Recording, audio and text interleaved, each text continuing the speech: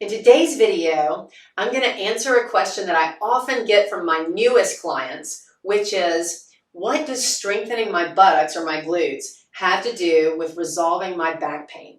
It's a great question, and to answer it, I want to tell you a little bit about the purpose and the function of your buttocks. And I'm also going to share with you the biggest mistake that I see people make after they hear information like this, because I want you to avoid that painful mistake yourself. All right, let's talk purpose and function of the buttocks. So you may have already guessed, if you didn't know, that your buttocks extend or straighten your hips, right? They straighten your hips as in walking, running, or climbing.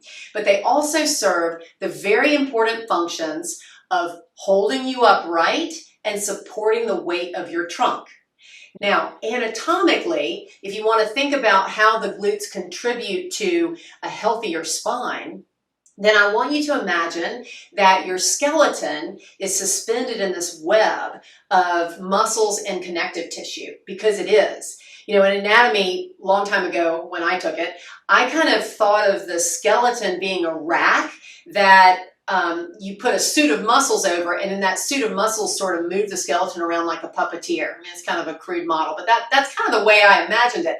But no, the reality is, what we've learned is that our skeleton is suspended in this web of muscles and connective tissue. And that's significant because those muscles and tissues work a lot like the way a suspension bridge works. So if you can think of it this way, your shoulder and arm muscles and all the tissues that surround that are on one side of the body, and then your hip and leg muscles and connective tissue are on the other half of the body, and there's all this muscle and tissue that is in between, that kind of forms a bridge between your shoulders and arms and your hips and legs.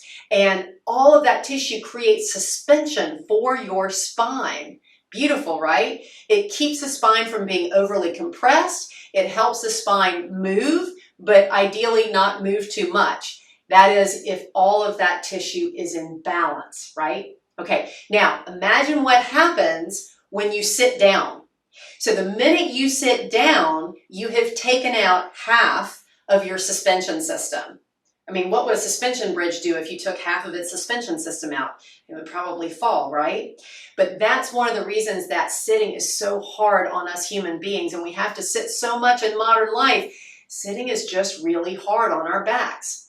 All right, so now you understand a little bit about the importance of the glutes and why we need strong glutes to have a healthy back. But before you go running out to a gym, I've got to share something with you. And before I share that something with you, I just want to remind you, if you find this information helpful, please click like, click subscribe if you haven't subscribed to the channel yet, because I put tips like this out every week. And please share it with your friends and family who you think would benefit most from this information. I really appreciate that. All right, here is the mistake you need to avoid.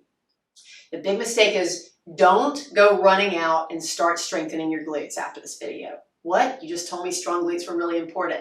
They are, but here's the issue. If you have had back pain for 90 days or more, so that's 3 months or more, then in all likelihood, your nervous system has shut down or deactivated or unplugged, however you want to think about it, your glutes. Now, it may have partially or fully deactivated your glutes, but if you've had back pain for 90 days or more, your glutes are not functioning as well as they need to be able to tolerate strength training, which means that if you go to the gym and start strength training right away, you're going to hurt your back. In other words, you're going to start using other muscles to substitute for those poorly functioning glutes. So you're going to start using your lower back, which will hurt your back, or you're going to start using your hamstrings.